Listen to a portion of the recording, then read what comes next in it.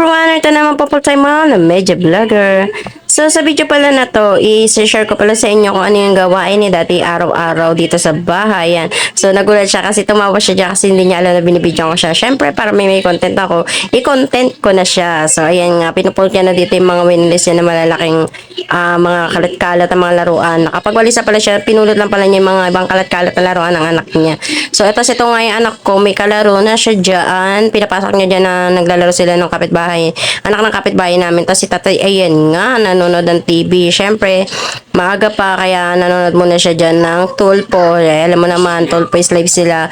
K-drama is life, Tulpo is life. Pas lalong, Tulpo is life. So, pagkatapos nga pala niya, ginupitan niya anak ko ng buhok kasi medyo mahaba na nga rin yung buhok. Kaya sabi ko, idamay niya na rin si tatay para makulayan ko na rin ng buhok. Ayan, so ito nga pala from Ashley.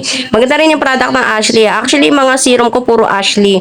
So, kung gusto niyo bumili ng ng pangkulay na buhok, ilagay ko na lang yung link sa comment section. So, ayan, magaganda yung mga product ng Ashley, lalo na yung serum nila. Yun yung madalas kong ginagamit na napakabango. Pagka wala kang balak maligo, pwede mong ilagay lang yun sa hair mo, hindi may kulob yung buhok mo. Minsan kasi di ba may mga gano'n na pag hindi naliligo is tas hindi na nakakapaglagay ng kung ano-ano sa ulo tapos papawisan nangangamoy kulob, parang kulob. Minsan gano'n ako pero pag 2 days, syempre siguro pagka pawis sa pawis gano'n, parang hindi ko naman kaya ng gano'n. So, liliguan ko talaga nga yung buko niya. Tapos pagkatapos nga niyan, ayan, nilagyan ko na ng kulay na buko yung tatay ko.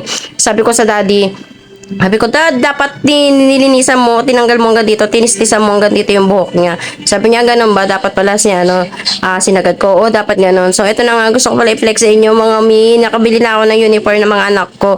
So, tontawa ako. So, bali sa mga few days na lang, magre-relax-relax na lang ako, hindi na masyado mag-iisip.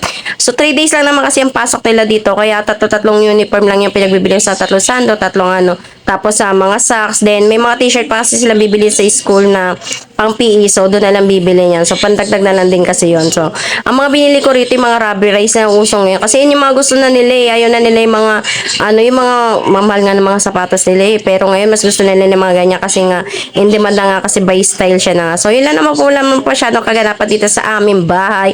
Gusto ko lang i-share lang naman kasi sa inyo dahil natutuwa ako, wala na ako masyado iisipin sa bibiliin ko mga gamit ng mga anak ko. May mga uniform na sila, yun na po. Maraming salamat po. Bye-bye!